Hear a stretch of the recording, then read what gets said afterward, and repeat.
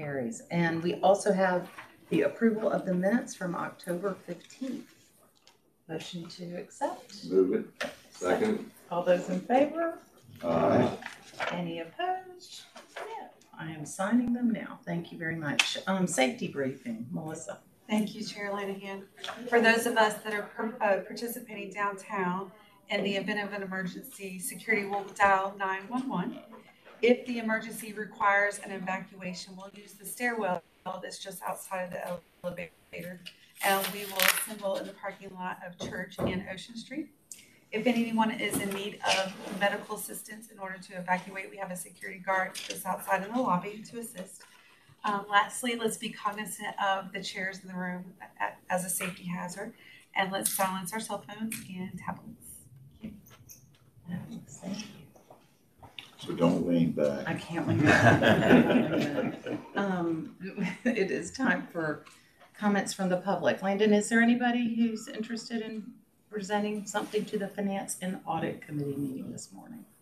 Thank you. I will go ahead and proceed with the public comment section of today's meeting. Once again, my name is Landon Todd. And for those that are new to the WebEx technology, let me give you a brief overview of the controls. If you're joining us via the desktop interface or a smart device, such as a smartphone or tablet, you may move around the screen and see a series of buttons at the bottom. The very first one, you may notice, looks like an icon of a microphone. If it is red, it means you are muted and will be on mute for the majority of the meeting unless recognized to speak. Now, if you are recognized to speak or asked to provide comment, you will click on that button and it will turn green. This will mean that you are unmuted and that people can hear you. I do ask that you use this option to mute your line and stay on mute when you are not speaking. Now, located on the right side of your screen, you will see an icon that looks like a person labeled participants. This option will allow you to see a long list of individuals who have joined today's meeting. At the top of the list, your name will be visible, and to the right, you will notice a gray icon that looks like a hand. If you click it, it will turn blue, letting you know that you'd like to be recognized for today's comment. Now it is your turn. If you would like to be recognized to speak for public comments, please go ahead and raise your hand.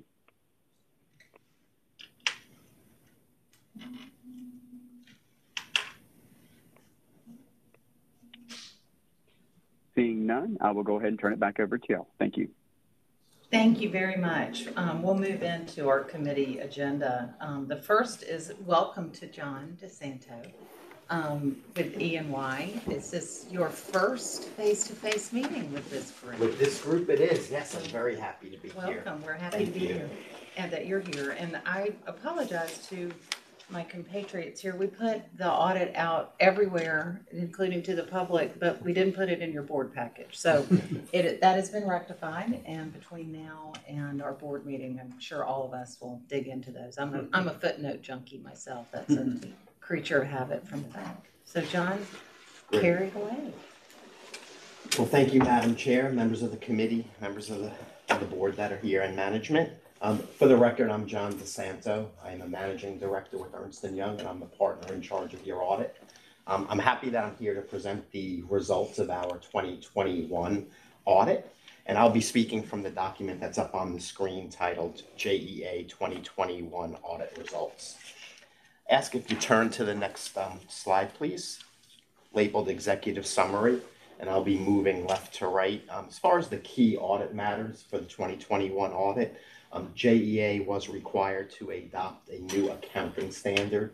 It was GASB Standard 84 on fiduciary activities. And what that standard required was that the SJRPP pension plan financial statements be included in with the JEA financial report. So behind the JEA financial statements, you will see the statement of plan net assets and statement of changes in plan net assets for that plan.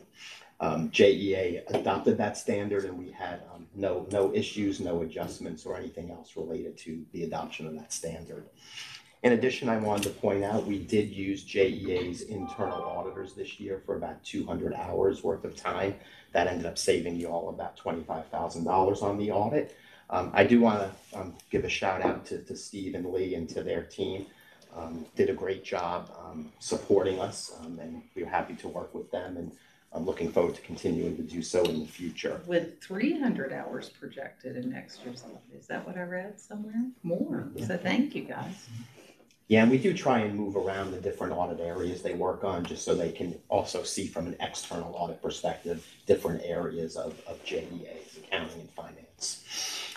Moving on to the areas of emphasis, these are the key areas for the audit that we focus the majority of our attention to. And they're areas of emphasis usually for a couple of reasons. One, just due to the materiality of the balances. They're your larger balances, and or they're the areas that have the most activity. They have a lot of activity, even though the balances at the end of a period may be small. Or those are the areas that are either more complex or subject to accounting estimates. So things like the fair value of hedges and fair value of investments, those are all examples of estimates. So that's why they're on this list. These are the areas that we communicated to you when we went over our audit plan with you in October, your October meeting. Happy to say we completed our audit procedures that we communicated at that meeting in these areas. And again, we did not have any findings or any matters to report to you. I did want to call out one item on here, the Plant Vogel agreement. And I want to call that out because I know that's been brought up in the past. And from an external audit perspective and a JEA financial statement perspective, we did review the footnote disclosures that JEA has relative to the current status of that particular commitment. We did compare JEA's financial disclosures to both MEAG and Georgia Powers, just to make sure they're consistent, that everybody's reporting everything, the facts and circumstances consistently. We did discuss them with JEA's legal team as well as JEA management. And we also reviewed available media as well, just to, again, make sure everybody's presenting the facts consistently. We performed all those procedures, and we did find that JEA's disclosures were consistent and they were appropriate. At this point in time for that commitment, there is no accounting recognition required. Thank you. We asked you to dig into that, so I appreciate it. I like the description, that commitment. That Sounds like something my wife would call me. I think it's in capital letters. Yeah, as you know, that's a huge financial commitment in the future for you all. So, what his wife told him to do? All right, back to order, John. do we want to put that in the footnotes? Sorry. And just on the right, looking forward, for the fiscal 22 year, there is a new accounting standard on leases, and that will require all of JEA's leases, even those that previously were not included on the balance sheet, to now be included. I know we've been working with management for a couple of years on that now, and they're in a good position in order to adopt that. They've already taken an inventory, and they're in the process of assessing the materiality of that going forward. So we'll be bringing that to you when we come to discuss our audit plan for the 2022 audit. We'll have a little bit more on that. Ask if you can turn up next slide. One more slide, please. Perfect. These are the required communications related to the results of the audit. These are the matters that the auditing standards require auditors to disclose to audit committees such as yourself.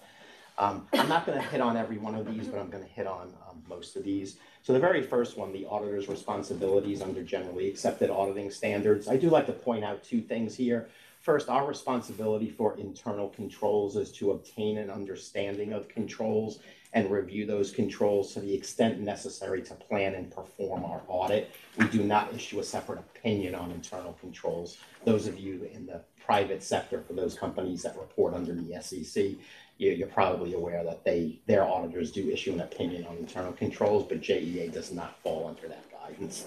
And we did express a clean or an unmodified audit opinion on JEA's financial statements for the fiscal year ended on September 30th of 2021.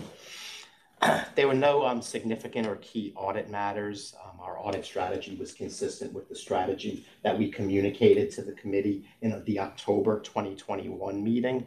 And we also did not identify any conditions that would lead us to believe that there's any doubt about JEA's ability to continue on as a going concern. I'm sure that comes as no surprise. As far as moving on to the next slide, our reviews about the qualitative aspects of JEA's significant accounting practices. As I mentioned, JEA adopted that new accounting standard on fiduciary activities. We did review the adoption and found it to be consistent with the standards. We had no, again, audit adjustments or any issues with the implementation. With respect to related parties and related party type transactions, all of the related party transactions are appropriately disclosed and recorded in the financial statements. We're not aware of any significant or unusual transactions.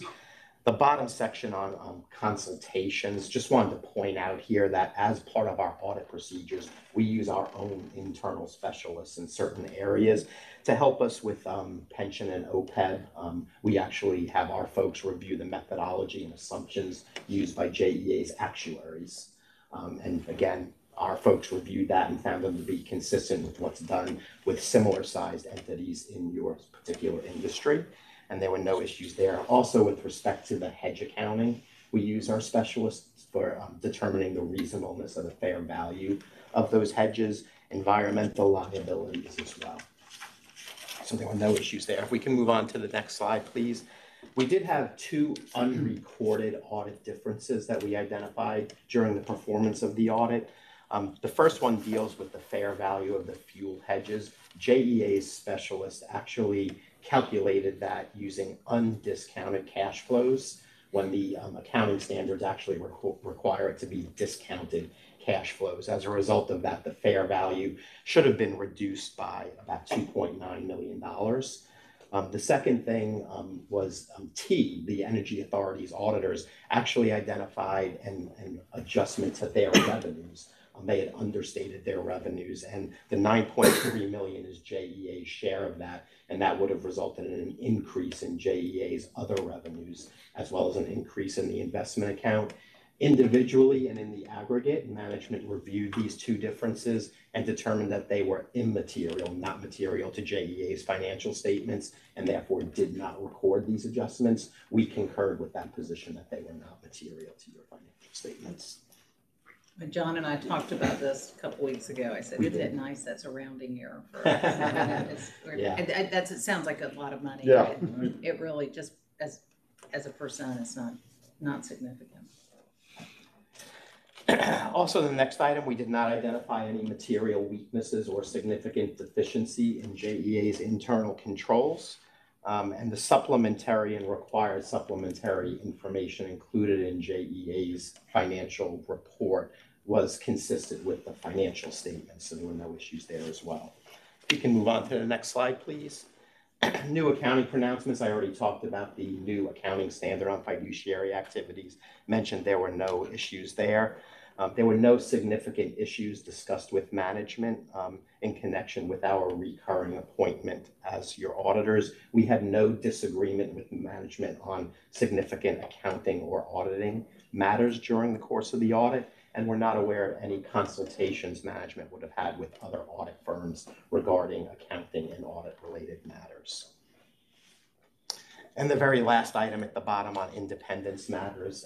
Again, Ernst & Young is independent of JEA. We're not aware of any matters that would impact our ability or our independence to function as your external auditors. If you can move on to the next slide, please.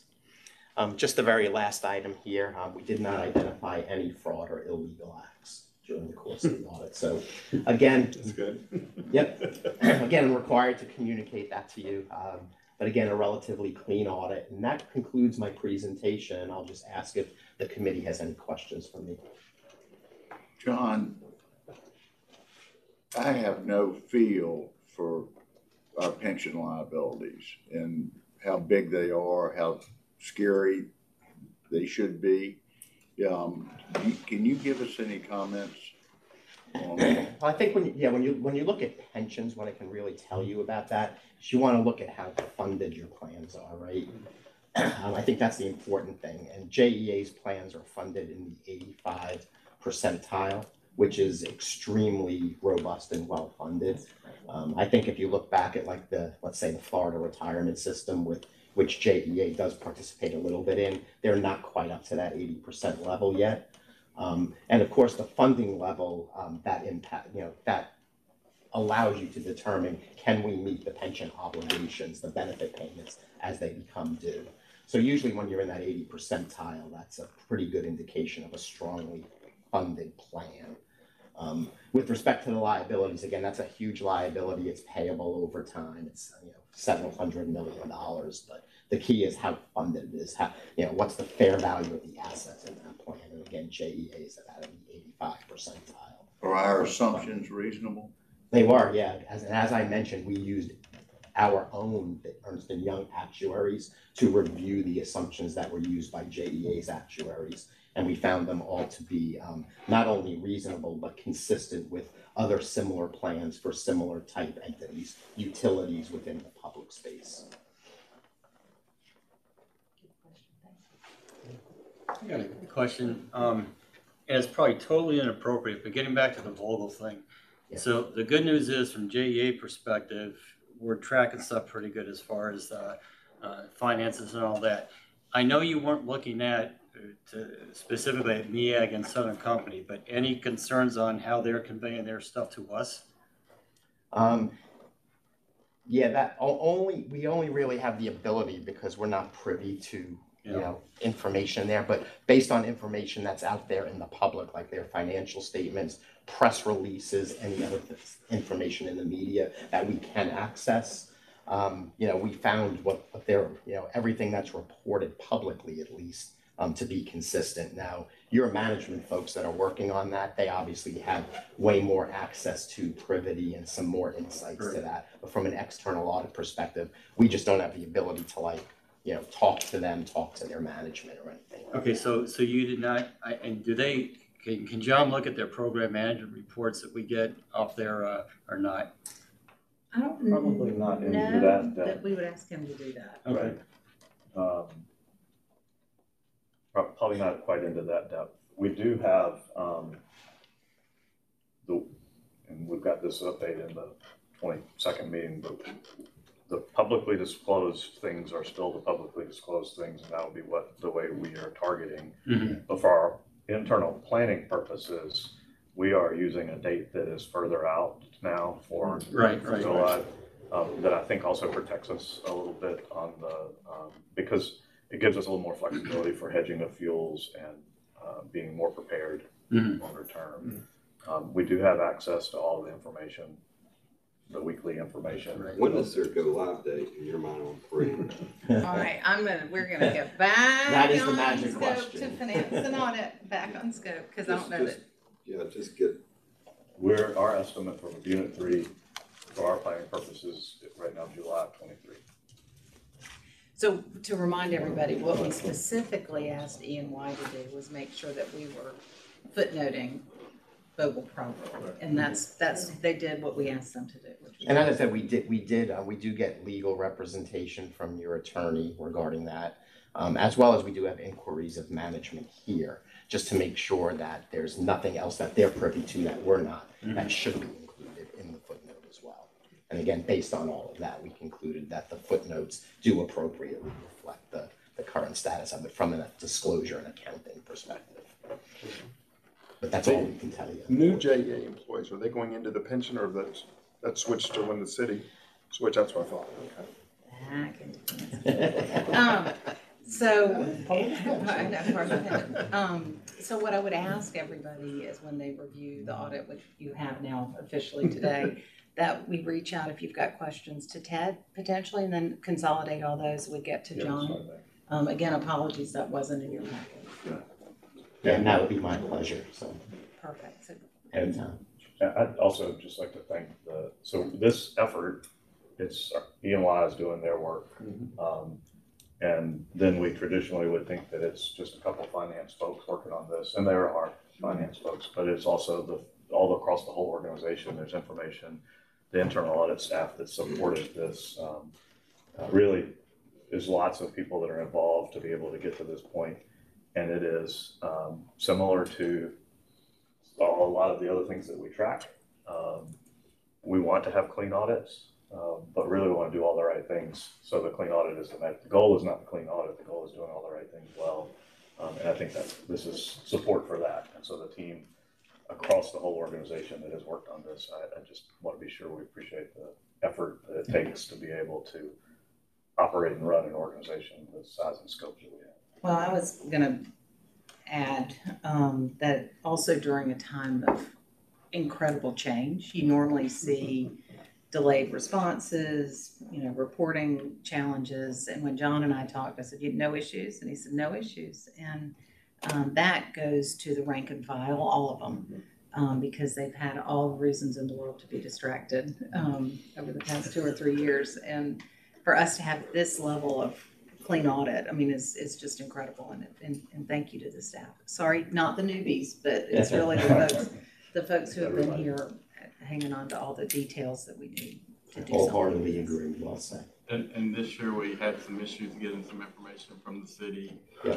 And our Russell Caffey, the controller, really was a bulldog to get that information, because we needed to have it by the end of, we needed the audit done by the end of January per our bond covenant. So we were able to meet that. When initially they said, "Oh, we'll get it to you in a few more weeks," and he said, "No, I need it now," and we got it done. So yes, yeah, this would have been a different meeting if we hadn't had that help, because they were talking about a longer delay than what they actually delivered. Perfect. Thank you, everybody. Thank you, John. Thank you again. I appreciate the time, and I'll stick around, of course, for executive session. We'll pull you right back to the table. Yes, ma'am. All right, thank you. Julie, cost of service update. And I want to remind everybody, the premise of this committee was to begin talking about rates more frequently and with a more frequent cadence. And you're going to hear more about rates in this meeting. I'm going to also tell you that if we need to slow down and have more meetings to really flesh out any rate presentations going forward, then we will do that. I just didn't want anybody to think that we didn't have time to slow down. We can slow down. How about that, Julie? That's perfect. Thank you. And as is mentioned, we're in the process of conducting 2 cost of service and rate studies, one for the electric system and one for the DES chilled water system. And today I'm going to walk through an update on our progress to date on both of those projects. We're halfway through the electric cost of service study with our consultants, 1898 and Company. Typically, a study starts with step 1 that you see here in this chart, financial planning. As we have a department that does this day in and day out, we were able to start with our existing financial plan and begin work immediately on step 2, which is the actual cost of service. This process looks at all of our expenses or revenue requirements, as they're called, and then we work on dividing those into categories based on what drives them. Things like, is it a production cost? Is it a distribution cost? Is it a meter cost? And then we use allocators to assign them to our various classes. There are multiple allocators for multiple expenses, but one example I can use is our load research data we use. We look at how one class of customers impacts the whole system load, and then we use that information to divide costs between the classes. This work is essential to creating fair and equitable rates. And once step 2 is complete, then we move to the 3rd step, which is reviewing our rate design and evaluating alternative rates.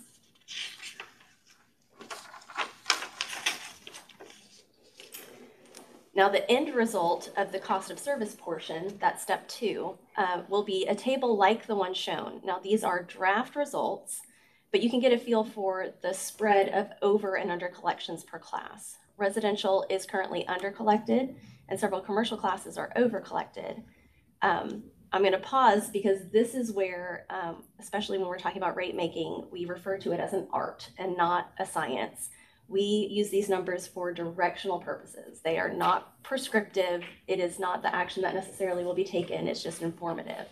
It's always expected that classes will be under or over collected to some extent, but we use it as a reference. And as we look through our current rates and possible new or different rates, we'll take this result into account when we implement changes. Some of the items that we'll tap. Oh, yes. But how many customers do we have in GSD? That is a great question. I don't know the updated, but I think maybe around 40,000, 50,000, somewhere around there. Sorry to bother you. Oh, no, you're fine. And I should probably add that number to this table just so we can have a frame of reference. Some of the items that we need to tackle are fixed cost recovery, some legacy programs that need to be updated or replaced, discounts that were implemented several decades ago, and customer requested rates like real-time pricing or time of use.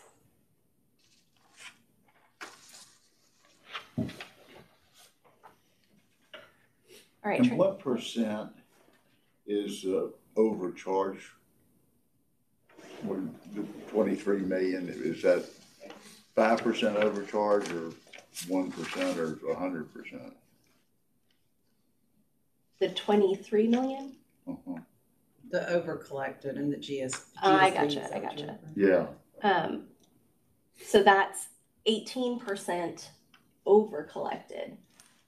So when we're allocating, Significant. that is significant, yes. And so when looking at pricing structures and kind of where we're headed as far as overall base rate increases go, you know, we still have a lot of work to do. So I'm not quite sure what the recommendation is going to be, but when you're looking at that number, you could see that maybe that's an opportunity to either keep them stable or restructure it a little bit. Once again, we reference it all as a balloon as well. So when it comes from one, it goes to another. So it's all just which classes are bearing their appropriate share of the costs. So when we did the fuel adjustment, that was kind of isolated, right? It was its own little solution, and we didn't really dig into base rate. And that's why I said what I said earlier, which is we might really slow down to understand even deeper some of the metrics before we recommend any base rates. Okay. Including, as an example, base rate increases. As an example, I've challenged Jay, and he's challenged the staff for a long time. Go find ways to save money. You know, so there's a lot of that's going to go into this kind of baseline. Mm-hmm. This was your presentation to say we got a lot of work to do. Right.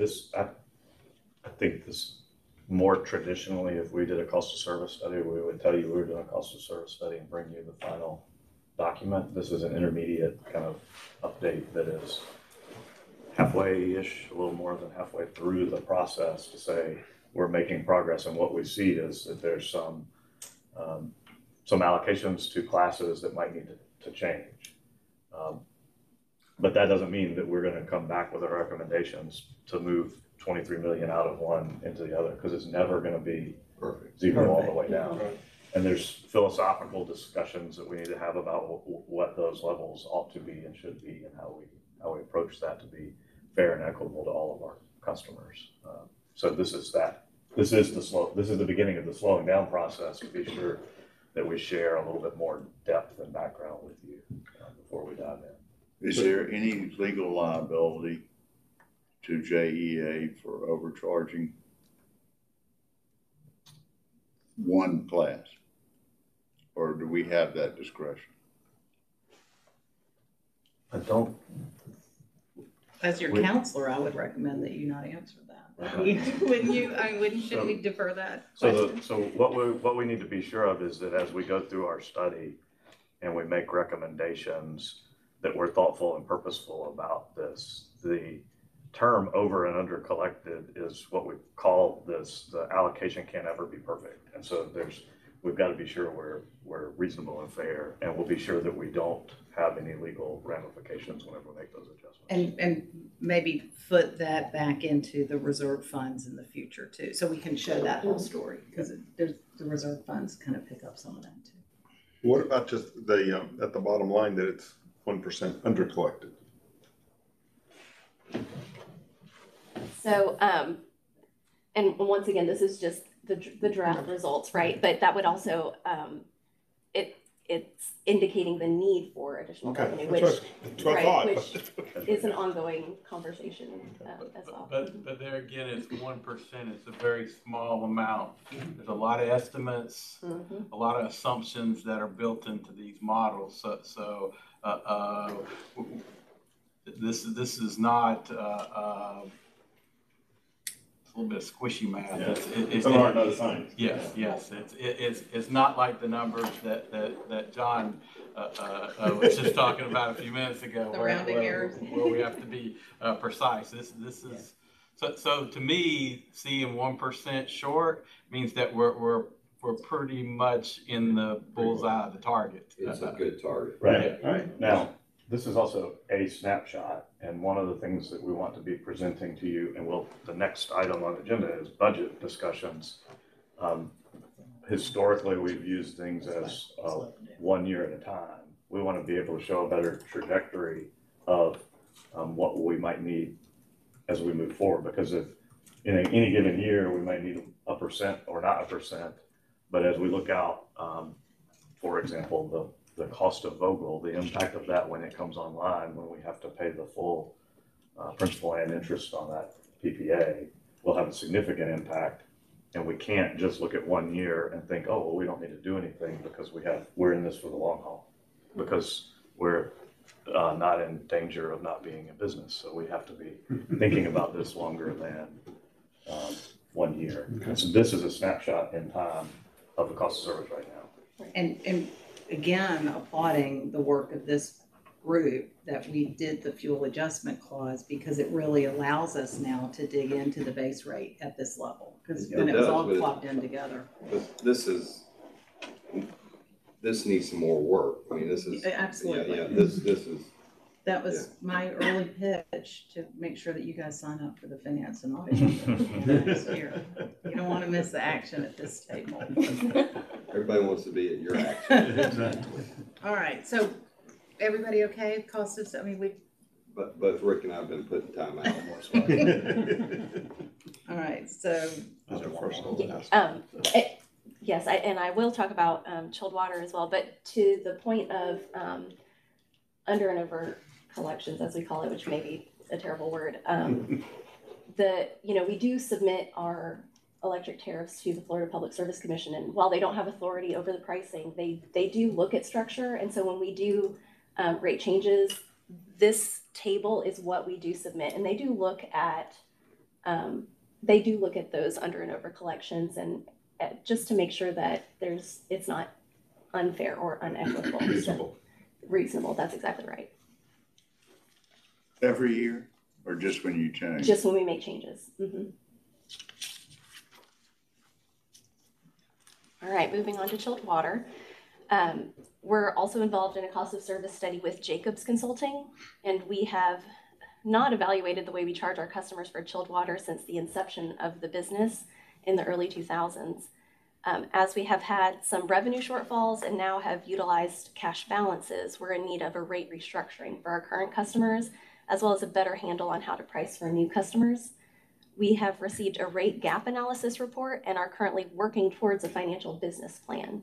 There's a lot more work to be done following that effort, and we also need to do some work on planning the expansion of the system.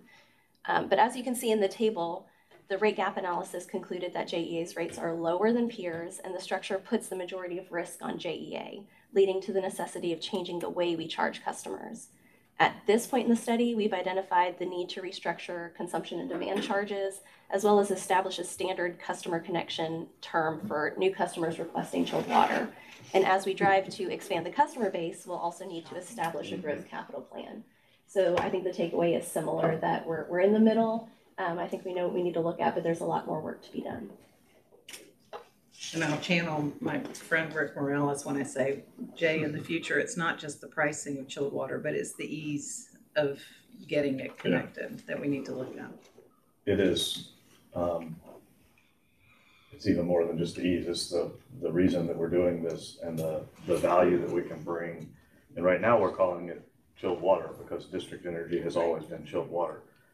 We have made some progress with a handful of customers that are interested in this. And part of the value that we bring is the other thing we need to talk about. The value that there's a couple of folks that we're talking to that if we can help them with this solution, it frees up real estate space on their maybe on their roof for space to use that otherwise you can't use. It's also it's a business that we've been in for a number of years that has been stagnant, but has value and brings value to the community.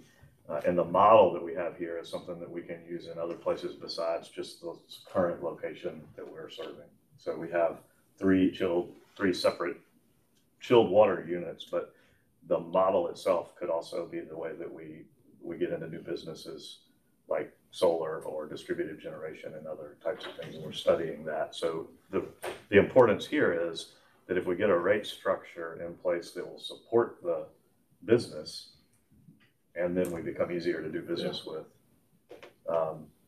which in the chilled water side is new because we haven't added new customers in. Yeah. Right. We not only have we not added new customers, we've just aggressively not.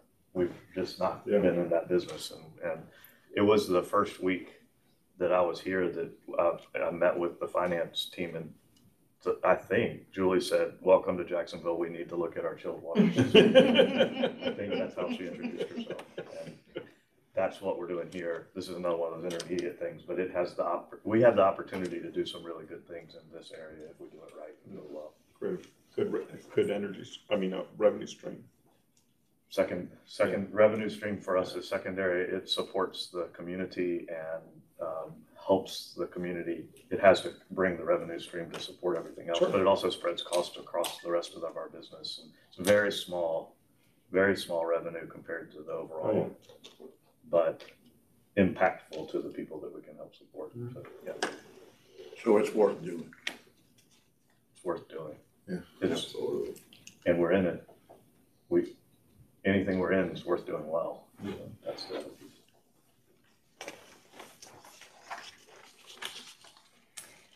As we continue to develop a list of recommendations for both systems, we will reach out to other teams internally to gain more information and feedback, and then we will refine the recommendations to hopefully come away with a robust rate restructuring and communication plan. And then once the reports are final, we will communicate potential changes with current customers, and then we will take our recommendations to the board. Our target is taking recommendations in the summer for approval to be effective in the fall. And that's where I said earlier, if we need to slow that down to get to the right solution, we're ready to do that. We'll slow it down. Absolutely. That looked aggressive to me. It had specific dates until last week, so we've slowed it down. We slowed it down. Summer and fall. Good. Perfect. Any questions? All right, move on to budget. Sure. We'll be sharing our preliminary assumptions to be used in building our fiscal year 23 budget for your feedback and some discussion. As always, when creating the next year's budget, we ensure all plans align with JEA's core values, and the strategic focus areas here inform priorities that are the filter all budget requests go through. We are preliminarily recommending flat electric sales, minimal growth to KGAL sales, and relatively stable DES ton-hour sales to build our fiscal year 23 budget based on history and customer information. We are anticipating a small base rate increase in the electric system, stable base rates for water and sewer, taking the approved capacity fee increases into account, and rate increases for the DES system. The majority of the capital plan will be funded through current year revenues or capital fund balances, with the remainder bridge financed through the revolving credit facility. The fuel and purchase power budget is anticipated to be higher than the fiscal year 22 budget, but lower than our current year forecast, producing an approximate average of $35.25 a megawatt hour. We are also budgeting for Vogtle Unit 3 to be online in the last quarter of the fiscal year. And as this schedule has been delayed, it affords the opportunity to budget approximately $130 million to be deposited into the non-fuel purchase power stabilization fund to be utilized for future Vogtle expenses. Staff will commence business unit level budget work in the next few months, meeting specifically on O&M and capital budgets to produce a final recommendation in May. The next couple months we're going to dig in to very, very low level detail to build up our O&M budgets. And we do the same for capital. We go through every single project with the whole core team so that we have a robust project list to bring to you in May. What about labor? It's not. So we're currently in bargaining unit negotiations, and so we'll have a little bit more of an informed labor cost when we come back in May. Those should be concluded by then. Okay, by May you'll have a sense of where that's at. That's what I hear. Okay. Yeah. These are the tentative assumptions, and they result in a $1.26 billion budget for electric, $593 million for water and sewer, and $9 million for DES. Future year forecasts assume minimal rate increases with no sales growth on the electric system, no rate increases with minimal sales growth for the water and sewer system, and consistent rate increases and 2 additional customers on the DES system. And that's reflected in this chart here. And staff will continue to refine our budget specifics, as I mentioned, and we will come back to the F&A committee in May with a final recommendation, which will then be brought before the full board for approval at the May board meeting. And all of that is in anticipation of getting our submitted budget to the City Council by July 1st. And I'm happy to answer any questions. Any questions? Great job. Thank you. Okay, thank you. What worries you about our assumption? Labor?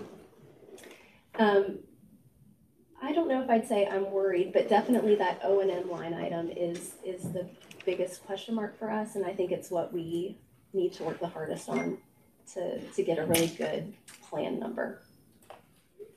I think the O&M,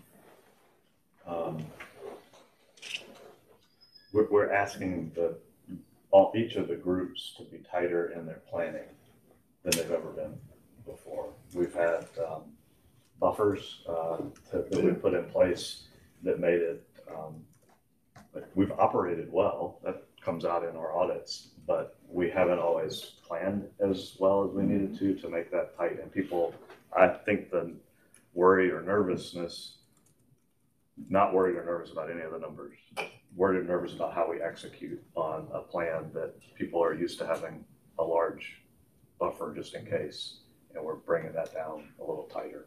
So that's the change in culture on how we actually operate is the issue, not the numbers themselves. And then the execution on the capital plan that we've talked about for the whole time I've been here is the execution on the capital plan tied to the combination of supply chain and delays and size and scope and dollars and inflation and all the things that are associated with that is how we make sure that we're still able to be moving forward to serve the customers. Those are some of those are on the surface outside of our control, but if we plan well, then we tighten down what we can control. That's exciting. Yeah, no, it is.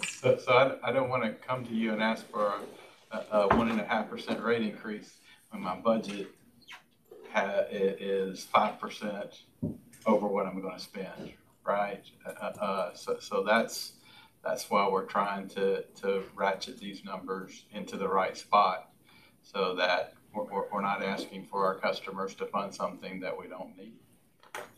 Accurate as possible.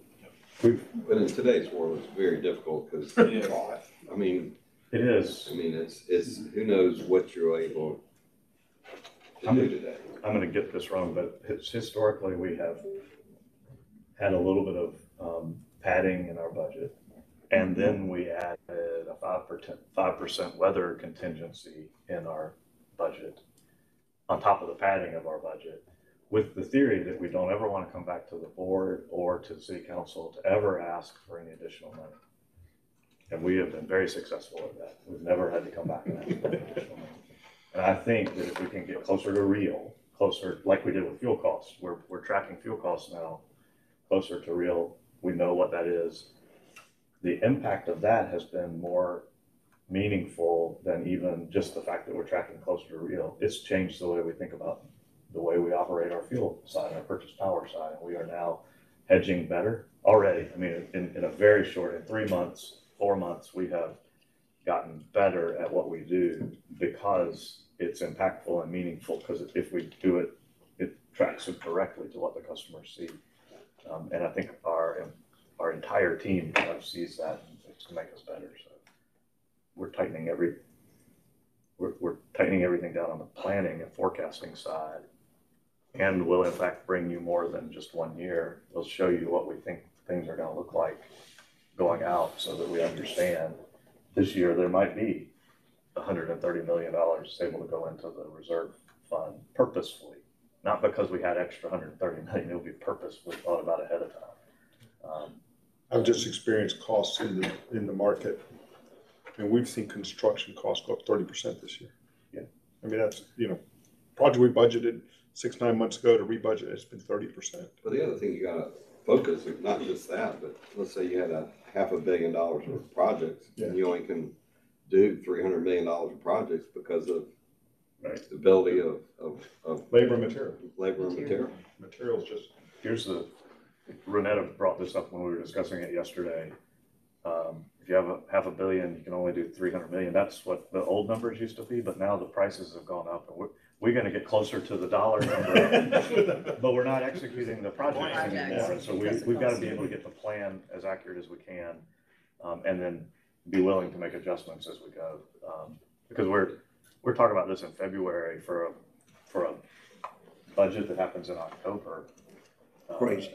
And it goes for a year. We need to be on an ongoing, regular, longer term view of this, so it doesn't feel quite as we're going to slow down so that we can speed up. Right. Actually, is what we're doing.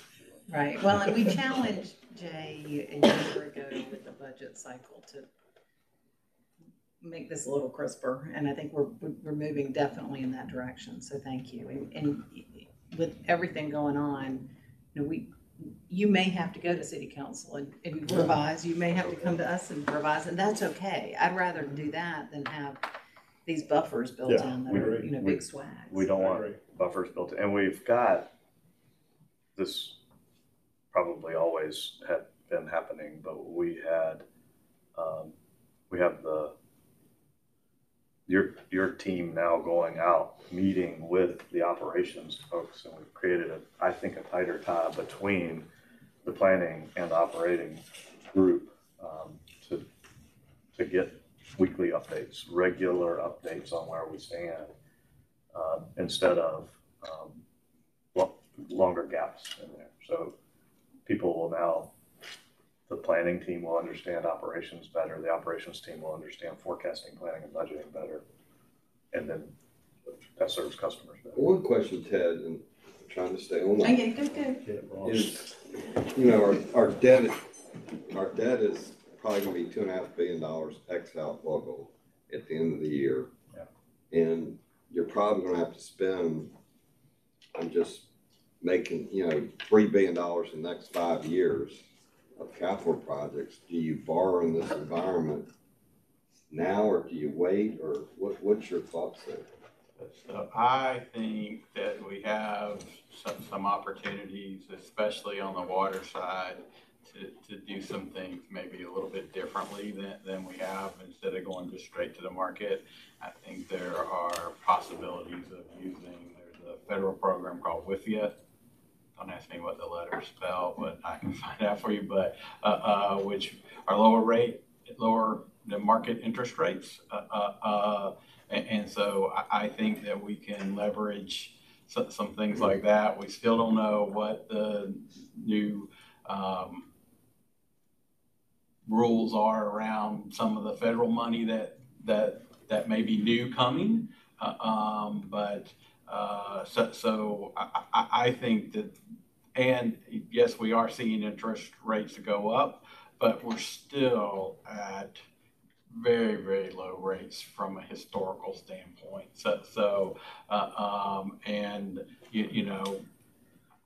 I don't have a crystal ball. I'm not going to want to go out and just borrow a bunch of money and then just hold it. We get into arbitrage issues and some things like that if we do that. But I think that we're going to pick up the pace quick enough, and I don't see we're going to go back to 8-6% interest rates. I mean, so I think we'll be fine to keep going along as we go. But as tomorrow will be a different day.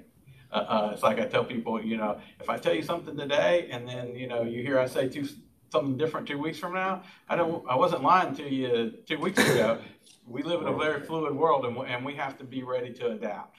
But philosophically, we have since 2009, and there's some charts.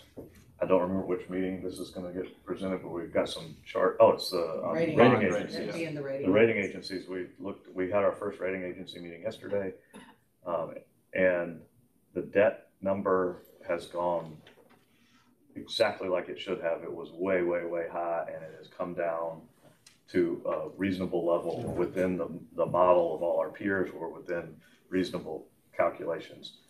And we have, for the last 3 or 4 years, continued to pay down debt.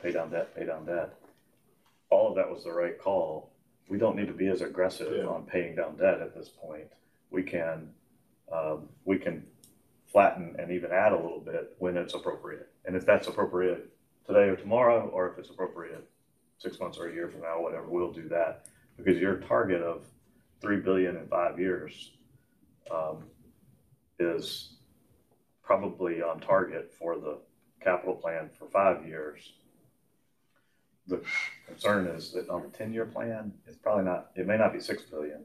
It may be something more than that, because we have surface water discharge, we have IRP with new plants, we have small diameter pipes, we have growth, we have all the other things that we already do. So the need to be prepared for what we look like, and that's the reason we have to give you more trajectory and more longer term view, because the need to be prepared for year 6, 7, 8, 9 is critical. So I think we've celebrated the debt curve coming down, and I think we will celebrate it being flat for a little while, and it might go up some, but it's right. To Ted's earlier point, especially on water, I think there is some capital that we could advance, spend, and take advantage of today's rates. But and again, we should push hard as hell for these grants that are out there. We are.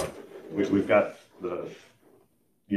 as soon as the rules get in place and the grants come down, and we've got a team going to DC to meet with some of the folks that are going to be responsible with the different groups, whether it's DOE or EPA or wherever the funding might come from. And we have grant writers not on staff, on retainer, kind of ready to go, and teams of people kind of keeping an eye on that. So WIFIA and federal grants are all on the table, and more to come with that. What I heard yesterday is the Moody's meeting went extremely well, and John, I heard you did a fantastic job. Well, they did a fantastic job. The whole team. Yes, I appreciate the work the whole team did, and then Chair Baker did a fantastic job summarizing it for us. Made us look even better. We looked pretty good to begin with, and you look even better. So don't mess it up next time. Don't worry, I will. Is the rating agency presentation going to be in our board book? Yes. Okay, good. And we're going to, it will be a higher level overview. The full package will be in the back, and we'll review the key points in the package. And I encourage everybody to read the full package. It is a great story. It's the best place to get the summary of this organization. The other thing that you're going to get at the 22nd, I think on the 22nd meeting, is the annual disclosure report, which is also a fascinating read, but it does tell you an awful lot about what is going on. The combination, I mean, back to back with an audit and an ADR back to back, treating you right. Yeah, if you like those footnotes, you're just going to love it. Any questions for Julie? Thank you very much. Julie will be seeing a lot of you. Yes, ma'am. Madam? Yes. Jay's tired of hearing me say that, but I want to say this out loud for the all of you here. I can't tell whether we're making a profit or a loss from moving that. Thank you. Obviously, we got more money at the end of the month than we do at the beginning of the month. But that's, I'm encouraged, that's one reason I like the rating things is you kind of get a better feel, but I think we can do a better job of telling the board how we're doing. We will continue to work on that. That's where I was getting to is what's real free cash flow and what is our borrowing need. That's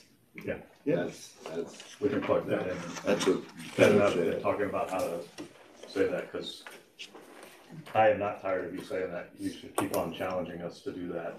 You may be tired of me saying we're not gonna talk about profit, though. What is the free cash flow and how are we serving that? That's the message we've got to get. And I think we need to do a little bit of work, and Ted and I have talked about this, on how to translate what the municipal public model versus the private model, and where the terminology is a little bit different. Or we'll get that to you. Well, and the trick is not to overreact to a quarter or a month, because that's why we got those reserves. Yes. So really the answer is it depends. You know, I hate to say it, and it's a moment in No, but if time. you can look at free cash flow, If I think the big thing, and what you said before, is that 300 million of capital projects might be 500 million today. Yeah. And understand what our free cash flow and stand in front of what we need to borrow. I mean, I think that's our. And I guess part of what we're saying, Ted's going to need to shake me off if I get this wrong, but part of what we're saying is that for the last 10 or 12 years, any free cash flow we've had has gone to debt. Pay down debt. We're not doing that. And so that gives us flexibility to use, it may build up some reserves for a while until we get to the point, because there's a lot of these capital projects that are back-end loaded, lots of planning that are expensive until you get to the construction. It's really expensive. And we don't want to go ask for 20% rate increase. No. And so that's why looking over a term is so much more, because I can make the number, John, Don't say. bigger than yours. We can make 1 year look as good as you want to make it look, right? But then the second year or the third year, it falls apart. It's a house of cards. So we're not building a house of cards. We're building with bricks and mortar. So Thank you. And we're also, this is the other thing, we also can't just compare ourselves to what we are now or what we used to be. Our whole focus is to be the best utility in the nation, best in class, the best at everything we do. And that's going to change the way we think about things too, to be able to report back. So we're not, we will compare ourselves to what we're doing now, what we've done in the past, but it needs to be a step up on all of the things that we do so that we are actually accomplishing what we said we want to be. I just heard like music and patriotic music. I'm with you. I'm with you, boss. No, we've The got, last thing, and this is a big cost that we're gonna have in the next 10 years, discharge. Yeah. What are we, is Tallahassee working with us on that, or? Yes, they understand. There's a couple of things we've submitted the report that define how we could get to the discharge elimination, and we met Laura Shepis, External Affairs, Kurt, and I went down and met with the Secretary of DEP 2 weeks ago to talk about what we need to be able to get support for that. And we are clear that we have a plan that we can meet. And we are also clear that there's better options, but it might take a little bit longer. We'll meet the plan if we want to check a box, but we don't want to just check the box. And so we're working with them on a regular basis, and not only Tallahassee, but the utilities across the state. We are probably we are the largest. We've got the most that we have to eliminate. Tampa's got probably the second most, and between the two of us, we're 25 or 30% of the total. So we're working together to try to be sure we get clear goals. So that was longer than it needed to be. The answer is yes. It was good.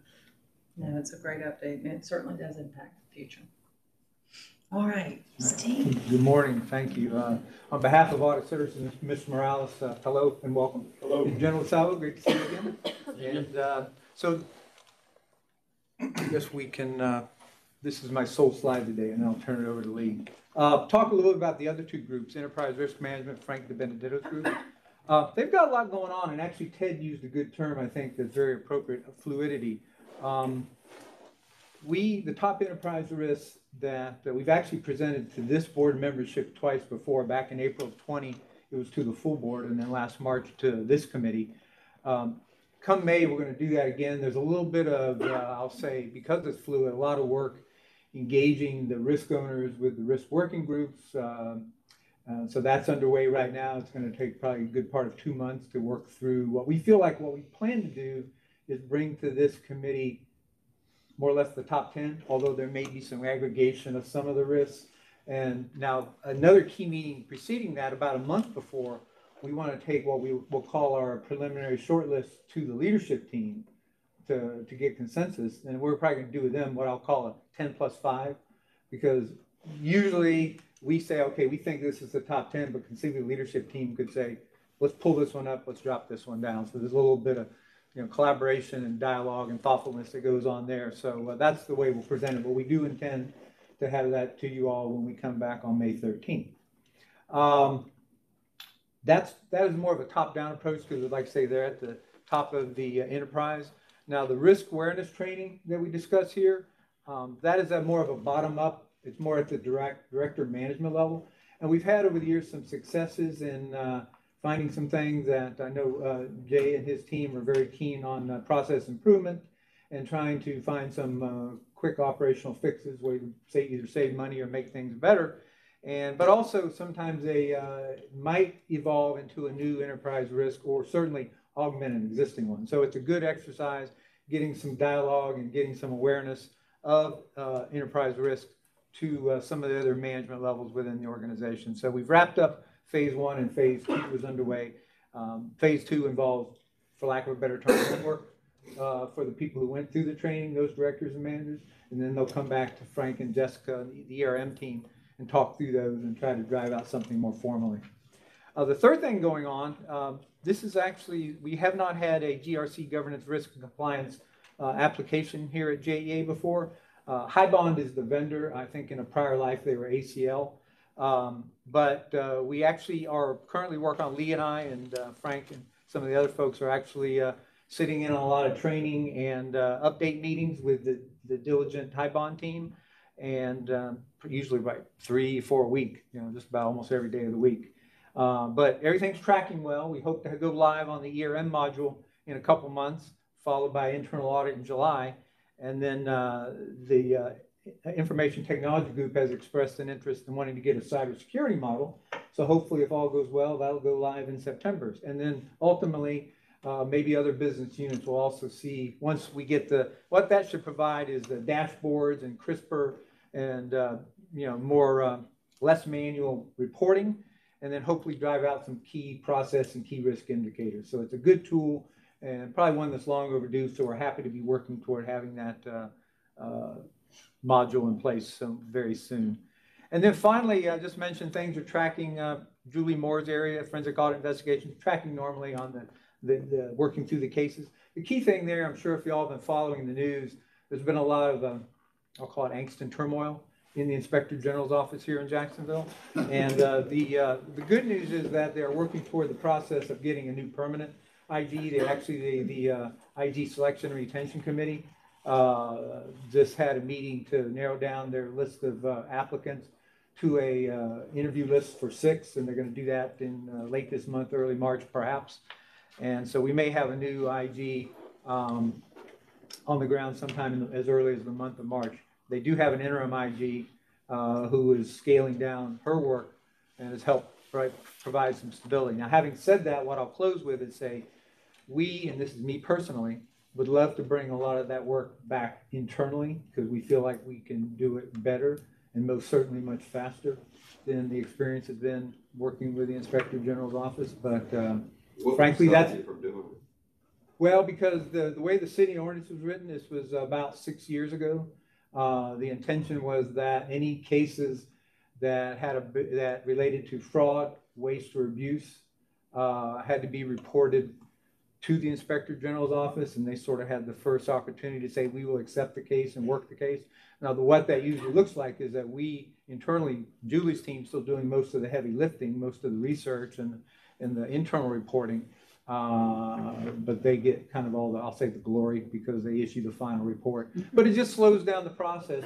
In my opinion, it slows down the process of any kind of discipline or corrective action you need to do, because until the Inspector General's office finishes their work, we can't really do anything on our side. So we would like to bring that back. As much as that, as there are certain cases we would probably leave with them, but by and large, anything operational, we would love to bring back in, because we can do it better and faster. And when we're able to, we will. Yes. Nothing's gonna stop it. Yeah. That's what we have to do. And we'll figure out how to make it work within the ordinance and within the charter and within the rules and appropriately, but we have to be able to get better at this. And the good news is that if we change the culture the way we're trying to change the culture, and we really focus on the respect and integrity piece of what we're trying to do, then there won't be as much to do. So the human nature is not going to change that much. So do what? Human nature probably isn't going to change that much.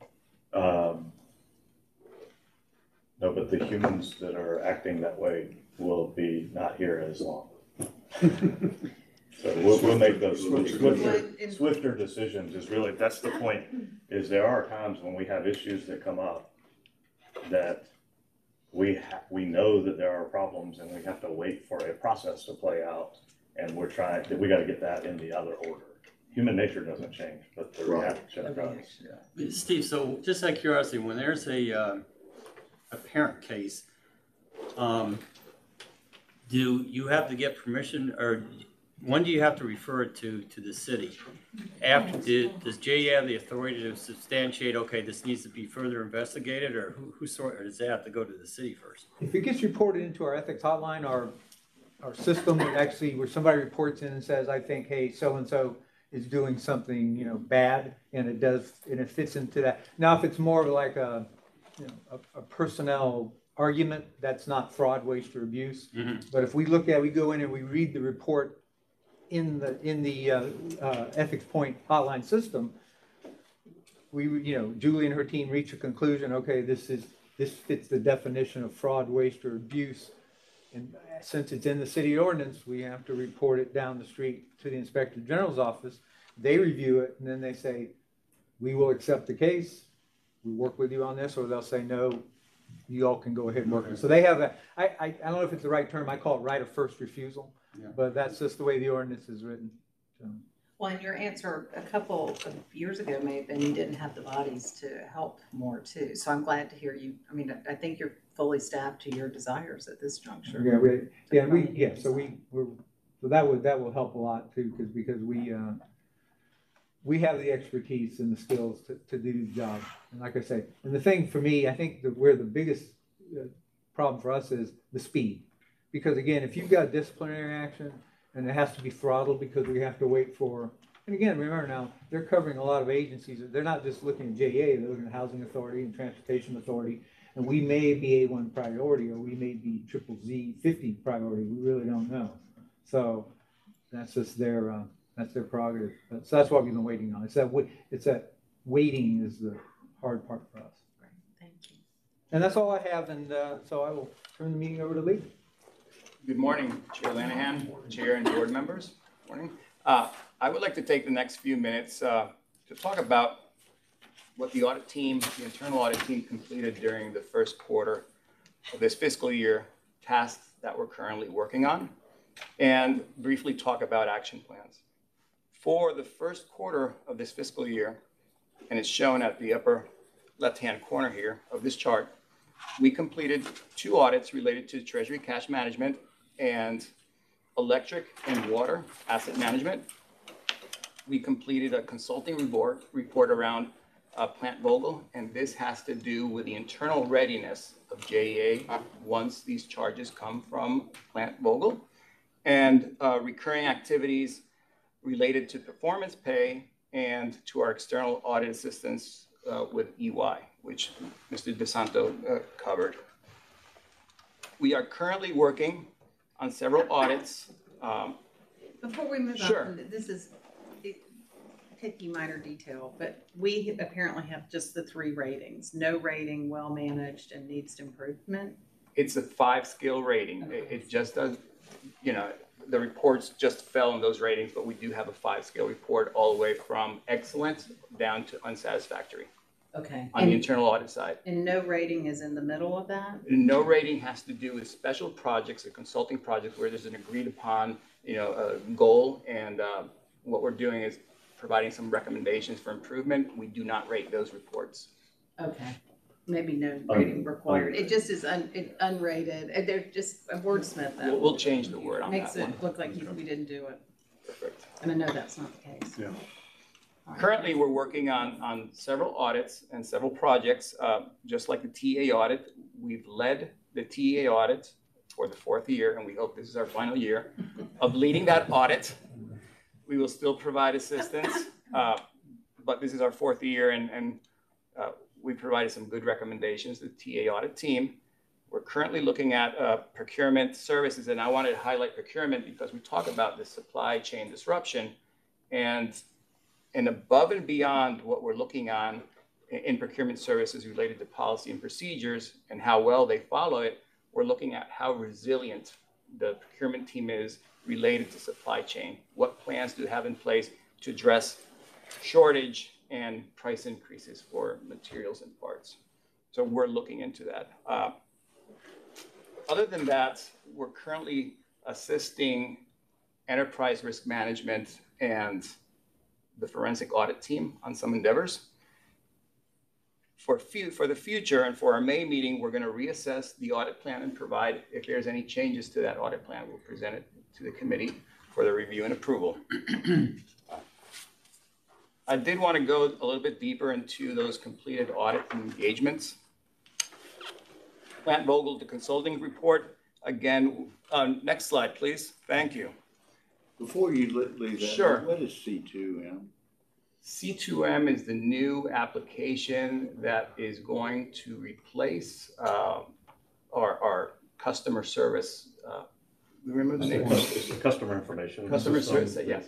Is an Oracle, C2M is an Oracle product that is the updated version of our customer information system. And it's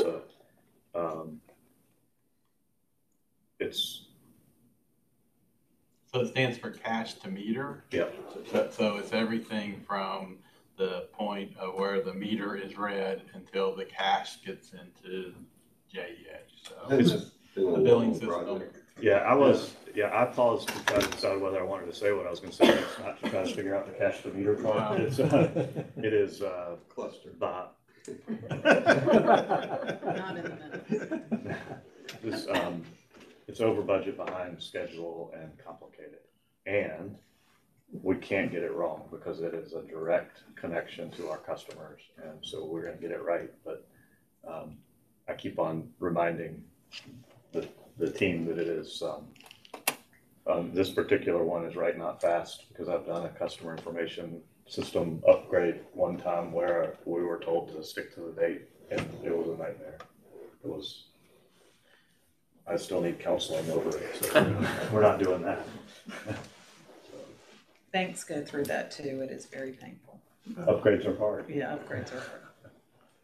But looking into that and expanding on what you were just mentioning, we have our IT auditor looking at the project and addressing some internal issues related to external, internal, and trying to fix those issues in order to, again, accomplish that we implement that C2M as soon as possible. Completed audits, again, Plant Vogel, it was an internal review, and we made some recommendations for them to improve what we believe will be the reconciling process once those charges come over from Vogel.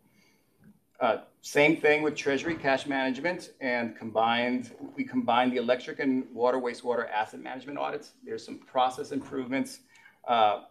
First, related to unreconciled items for Treasury Cash, and we had originally conceived electric and water asset management audits separately. We combined them, and we found that the synergy of those two audits together, we found some improvements for the enterprise to create this cohesiveness around enterprise asset management. My last slide has to do with open and closed action plan reports. We are currently working with the leadership team and directors on these action plans, and they're progressing nicely. So we have no issues with any of these action plans. And at the bottom of that chart, there's some action plans that have been closed and a description of what those actions were again, related to treasury cash, process improvement opportunities, related to the unreconciled items, investment recovery operations, related to the obsolete asset liquidation process. And with the procurement inventory control, there were some technological improvements to add lead time information into work orders. So those are some of the highlights of the action plans closed during this past quarter. With that, I conclude my presentation. Any questions? Any questions? I love the fact that you're very focused on process improvement, but I worry that it's in accounting and do we have process improvement teams in operations where we're looking at all our processes to see if they're efficient? Yeah, I think that's broader than internal audit. I think that becomes the job of the leadership team, and it's one of the things inside of the core operations that Renette and I talk about a lot in each group. So we're improving through the processes the way we do. Sheila's made lots of improvements in the way the call center works, for example. So we're doing incremental things that happen and study that on a regular basis. I think that's the part that's going to make us best in class. The best thing is really the primary focus that we have. We won't get reported quite in this fashion. We'll just see those improvements over time. Yes. It'd be good for the board to understand what we're doing. Yeah. We'll find ways to share. Well, adding on to that, how technology can improve process. I think we've got so much AI opportunity here that we have. Technology can help and hurt. Yeah, I agree. No, I understand. Everybody thinks I've seen more money wasted in technology. We've got to be able to figure out how we manage and deal with the data analytics side of this. The team that we just mentioned, that the asset side of things, we've got an asset management group within the operations area. We've got teams that are looking at the data on each group, and we're trying to develop overreaching kind of data governance models to be sure that we're actually using it in a positive way. Yeah, but you look at Oracle. It's how many years has that thing been in process? And everybody talks about technology. I agree with you. Data is very, very important, but to try to get that data where you want it and how you want it is very difficult. And I'm thinking about technology with something I think you started, and I got to finish, which was network meter reading. Yes. Like we were ahead of our time with that technology. That was a long time ago. I don't know if that's a relevant example, but I think you can use technology for delivery to get our operations better.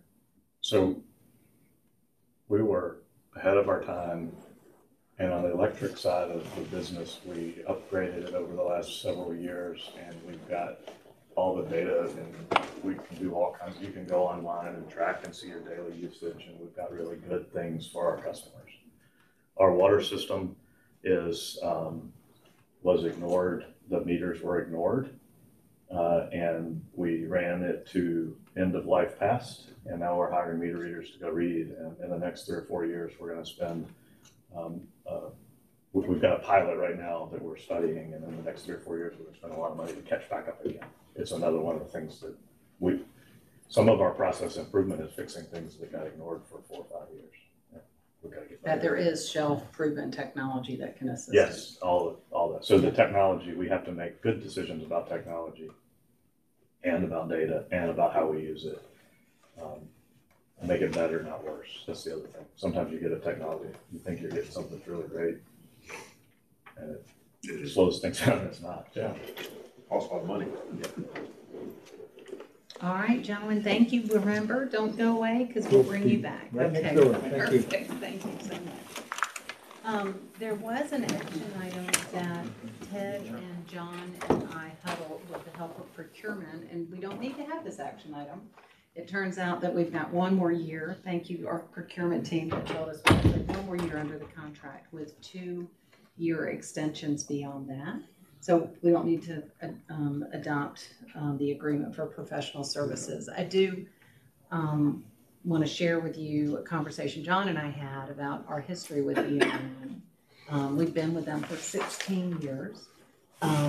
We've had 3 partners, one for 10 years, one for 1 year, and John, the next year will be your 5th year. Correct.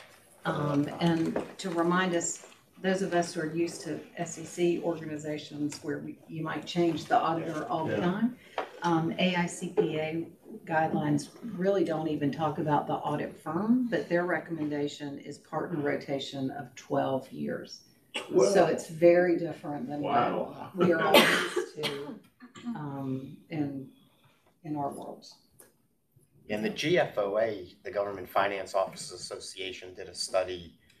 Yeah, it's old, it's dated, and I can probably find it somewhere, but they actually said changing mandatory rotation of auditors probably isn't what's in the best interest of companies and their customers and stakeholders, but that it's healthy practice and good governance, of course, to go out and rebid it every so often. And entities should have internal policies, whether that's 5 years, 3 years, 10 years, whatever makes And sense. so, thank you. And you have that. You just led me to where I was going to go. What we also agreed and John supported was that in the coming 3 years at some point, presuming we execute those extensions, as we will go out to bid just to see what's out there because we would have at that point been with them for 17 years. Yeah, and again, I fully support that. I think it's a healthy practice and good governance. And if I didn't, I'd be telling you I'm not concerned about governance and don't think it's important, but I do.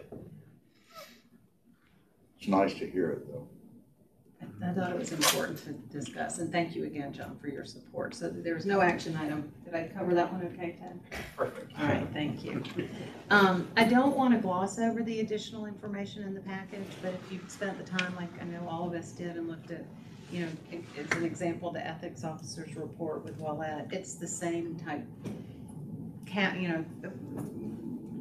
rewards, I'm trying to think of it, not rewards, it was external secondary employment conflicts and gifts. I mean, the number of complaints don't change, the mixture of the complaints don't change that often. And some of these are not complaints, they're requests. They're requests. These are people checking on things, so it's not just, it's not all complaints, so. And thank you for clarifying that. The code of conduct is in as an attachment.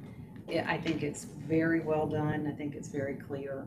So I want to make sure everybody saw that. And to our earlier conversation, John, the reserve fund report is back there, and you'll see that we are budgeting or planning for an increase in some of those reserves. So that fits nicely with the conversation we had earlier. And the risk management policy report, as always. So we'll dig into these deeper at a future meeting, but they're important to us. We just didn't think we needed to talk about them unless anybody has any comments. Well, this is exactly on point, but I think you'll see that it is. A lot of the public companies are focusing more on governance. Is it ESG? ESG. And personally, I kind of think that that's BS. So, but at the rating hearing meeting yesterday, it is very clear that the rating agency is going to focus on it, and that our lead guy at Moody's is going to spend a third of his time going forward on ESG. That's environmental. Environmental, governance. Green initiative. Yeah, okay. But it includes governance. and that's important to us, and. And to the extent it's important to the rating agencies, I'm glad Yeah. you brought that up. Yeah, I mean, I wouldn't have thought it was a They big would've asked deal, us. but he made a speech at the end of how important it was. You know what though, but I think for that, JEA does that. We do that. We just got articulated in those ESG terms. That's right. When you break it down, it's nothing new really. It's just, it may be, although we got to focus on it, but maybe just package it better so that the rating agency Look at knows what we're what's on doing top in of it. discharge. I mean, we're gonna be, Yeah. I think we are and some of the external stakeholders that we have on the integrated resource plan work might see this slightly differently, but I think we're the most environmentally important organization in this territory. I do too. You go back to, there's a chart in the rating agency reports, and we'll have it in the meeting next time, that shows our nitrogen discharge to the river. And before 1960, there was no treatment at all. 1997, we took over and started operating the system, and from there, the nitrogen discharge, with an asterisk that says JEA's voluntary reduction plan to reduce nitrogen. So even short of the discharge type things, we've done a great job. We've done a great job with our carbon emissions. Vogel is going to help that. So we're frustrated about Vogel because of the dollars. In the end, it's going to help us with carbon emissions, and it's going to be a good story down the road. So marketing it, packaging it, telling the story, and putting value to it, which is the next piece. That's a great point. How we put value to what we're doing. The governance piece of you all did things. Last year, you sent a resolution to the city council asking them to be sure they took care of and thought about diversity, equity, inclusion whenever they did that. That's a big piece of this governance concept. And then stability of governance is important. The social impact that we have with the way we do volunteerism and the way that we are part of the community. I think we're already really good at that. We just have to be sure that we, under the terms of what the rest of the world needs to see, that we are presenting it in the right way in order to do that. So I have a concern that we are able to make such big statements that we forget that there's also small impacts. And I'll give you a great example. Not good, right? So as we migrate to our new facility, I'm hoping we have water stations or water coolers rather than buying these things. It's the little things that really add up as well. So let's not say we got it covered. Let's really look, especially as we migrate into this much more efficient building going forward, that we really look at the little stuff too. Having listened to the rating agencies twice, we were downgraded the last time because of governance. We may get upgraded this time because of governance. So it's a big deal. I give Jay and John a lot of credit for that. I mean, the team that Jay's put together, I give. The stability that you all have brought and that the leadership team has brought to support the other nearly 2,000 employees that were already doing exactly what they needed to do all along. That was the stability. I think you're right. The governance piece, we're more stable on that G piece, and we've got to tell our story on the E piece. And the social part of it is not something that we have historically been all that good at talking about, but we've done it and we do it. But it is something the rating agencies and boards have latched onto. And I'll give you a great example. I texted Jay a picture. I was out planting trees with the JEA arborist team, with my team. Guess why? Because the banks board has said the ESG is important to them, and guess what? It's going to be important to us too. So we were out planting trees, and it's the little things. Do we capture how many trees we planted? Do we capture how many hours? And do we report it with the big things? Because the little things are really the important things. We've got to be able to communicate it more clearly in the format that people expect it to be reported in. And I don't think we report it by letting the public know. Instagram, we do all the social media type things to let the public know what's happening. We don't necessarily capture it in the right way, like we do in an audit, and we do in our reports. We do all kinds of reports to the Public Service Commission, to the EPA, to the DEP, do the audit. We do lots of things. This is another thing that we've got to get better at. Yeah, I really capture the little things. The arborist, by the way, just as an aside, if you ever want to know how to plant a tree, you should get with this JEA arborist, because I've planted trees entirely wrong.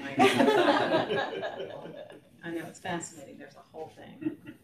I thought they just cut down limbs so the wires wouldn't get hurt. No, Greenscape was with us too. How about that? Right, that's awesome. Anyway. See, we're not doing as good a job. The most environmentally friendly organization in Jacksonville, right here. And you're the chair of it. You care about it more than you do. Evidently. So before we dismiss staff, I think we have a rock star amongst us, Jay. Isn't there one of our team members on the screen who's all over the Business Journal this morning? Renetta, no, she does not.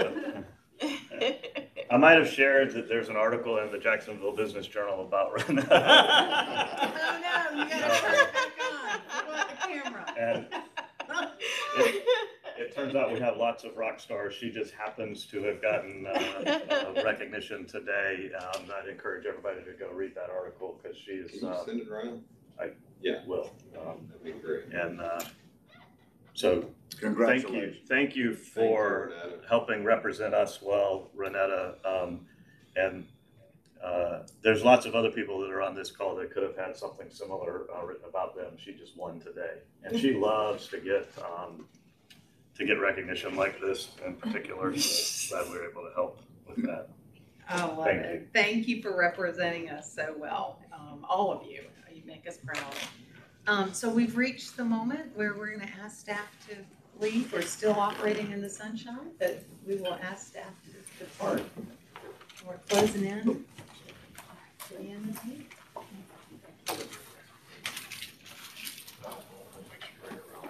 Okay, yeah, certainly. John, out of curiosity, when they were talking to ESG, was it in the context of heads up, up and coming thing, or hey, you don't want to be behind a power curve? It's already approved this. What would you say? Is here. Yeah. For all JEA employees that are on the WebEx, if you are an internal staff member, please go ahead and take this opportunity to go ahead and disconnect from the meeting for the next couple of minutes. Thank you. We'll be rated soon. It didn't sound like the city had gotten a real good rating. He did seem to warn us that some of our ratings will be tied to the cities. So we're going to. He didn't say, but just the way he said it was not fun. There are.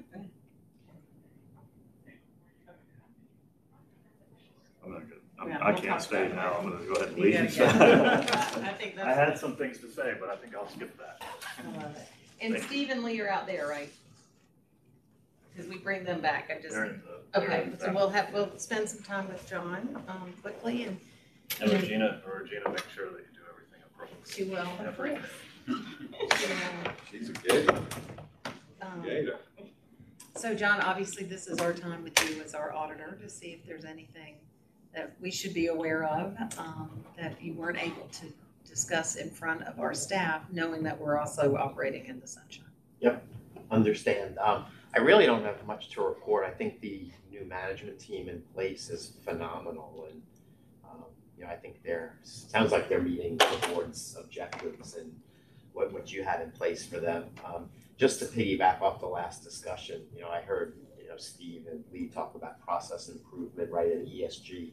ESG is the hot button right now, and as you pointed out, rating agencies and everybody's focused on it. And I'll just throw out there, our firm's got experts in the utility field for both process improvement and ESG. And even if you guys wanted to work something up and have our folks take a look at it, poke holes in it, say, hey, did you think about this, this, and that? I mean, I'd be happy to work with you on that. We could also, at your direction or Jay's direction, put him in touch with some of our key people there and we could do anything from full assessments to just be there to provide you guys with some guidance, suggestions, or things about like that. But that's where our consulting practice firm-wide is focusing the majority of our effort now is on ESG, mainly because we have a very heavy public company practice. It's You've driven by your public company. But it's so important. It's as you guys know, public companies now in their annual report have to disclose a lot of information about ESG. It's going to come to the private sector, the government sector eventually. Usually they're about 3 to 5 year lag from when it hits the public sector, but it is going to be very important. So I'll just throw that out there. Again, we're here to support you. It's all all permissible. We wouldn't be crossing any independence barriers or anything like that. Just for consultations and doing assessments and benchmarking against best practice in your industry and recommendations and all of that. So, great, thank you. For what it's worth, just so you know, we're here to help you guys and we can. Okay, thank you. From my perspective, as chair of the committee, this year we didn't even have to speak this year, really, other than the delay with the city. That's right. I don't think that will happen again. I think we got there. Everybody's focused on it, and I don't think that'll be an issue going forward. But bless you. I think it was another really strong partnership, and we really appreciate your guidance and your good work. Thank you. Yeah, same here. It's been great working with this committee and this new board as well. And like I said, we're happy to call you guys a client. As you guys, I don't have to tell you, you're one of the industry leaders of utility practice, and that's both in the private and public sector.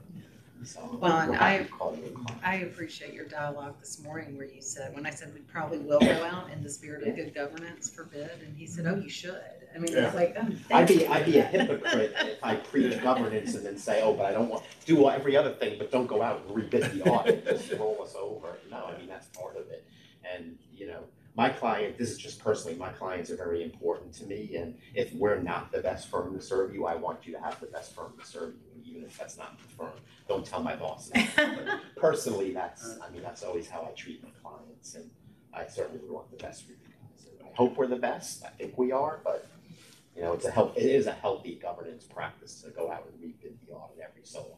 Yeah, we'll figure out the timing of that for the next 3 years. Yeah, it's a lot of work for you, and it's a lot of work for us. So we'll make sure. We'll talk through it.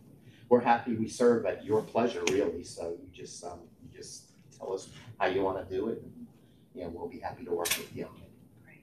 Thank you. Any questions, John?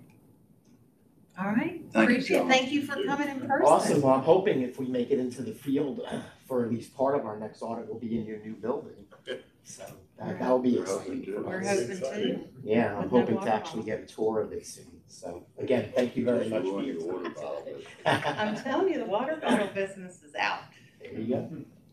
It's out. Would you like me to Yeah, if you don't mind, that'd be great. Thank you. All right. Appreciate your time. Thank you. Thank you. And again, I'm available at any time if any of you would like to reach out and have a private conversation. Thank you. Take care. Appreciate it. Where's he up that comes? Tampa. Okay. Came in last night. But you've been working from home, haven't you, John? Have you been working from home? Have you been going when We've been doing our audits mostly remote. I have a couple of clients now that we're doing a hybrid model. Are you based in Tampa? I am personally based in Tampa. Yeah, the rest of our team is in the country down comes from Jackson. Okay. From a partner perspective, I serve the whole state. Okay. Me and one other partner that serve the public sector, our public sector practice for the whole state. So we both get around a lot. Thank you, buddy. All right, thank you so much. I appreciate it. Just as a reminder, I know the current committee knows this, but for Mr. Morales and John Wasawa's benefit, the reason we're both here, we're in a transition period where I go away soon, retire, and leave. Hopefully, cross our fingers if our succession plan. Actually, though, the good news is that talking to our HR business partner, they are actually planning to do a succession planning modeling. I think starting in March. I hope so. Cross our fingers. And but we already want to put our plan in flight. And so anyway, so Lee, he's more than ready.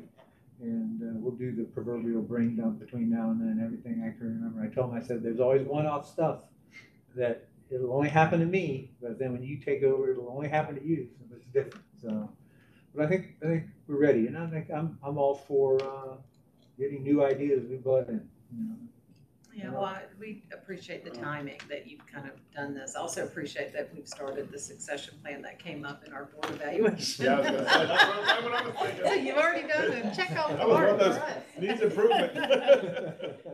So that shows that we're moving forward, but you're here through the middle of the year?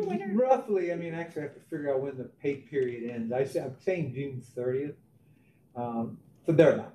Yeah, I was really, in fact, I told Jody, I said, well, instead of taking my little cardboard box to the new headquarters, I'm gonna take it home. But now that I'm definitely taking it home because now the move-in date, I think, is September instead of June, so it makes it easier. Well, we have plenty of time to celebrate you, so I wanted to make sure we weren't losing you after this meeting. No, I got one more. Well, thank you. And again, I always remind folks we are operating in the sunshine. But so as I asked the question I wanted to ask earlier, we're mindful of that, so don't get into details you shouldn't share. But the 4 referrals to the Inspector General, is there anything that we should know about those involving executive leadership or staff? No. No details, but just. Yeah, no, what we would say is that we had a good audit and investigative function before one of the former council members decided that, because actually the current Inspector General's office is the second version.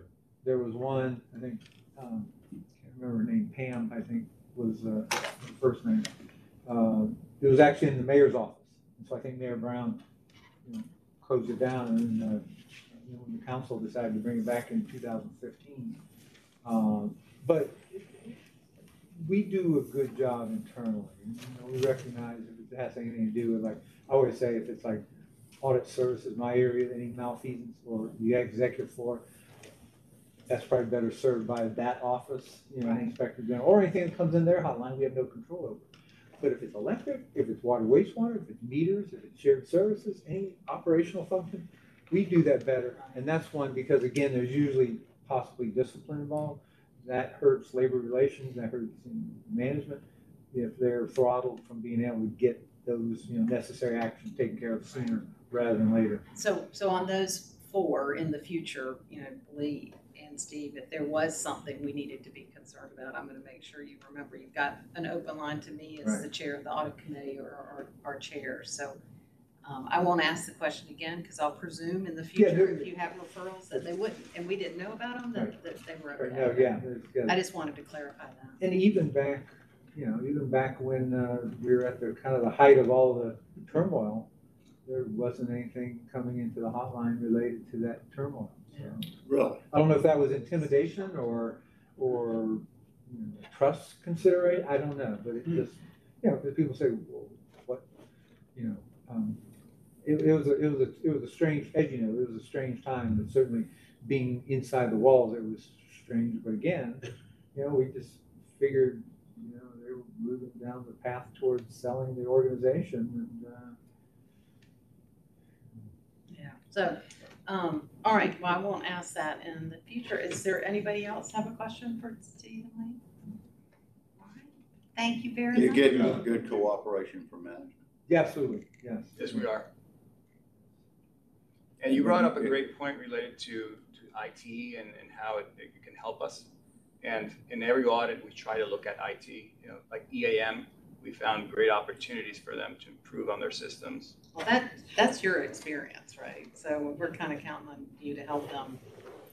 Because truly, as great information we can have in those systems, JEA management can really decide, does that equipment needs to be replaced or refurbished? And for that, you need the whole story. And that's something we're working towards with them. And they what is EAM? Excuse me. EAM? Enterprise Asset Management.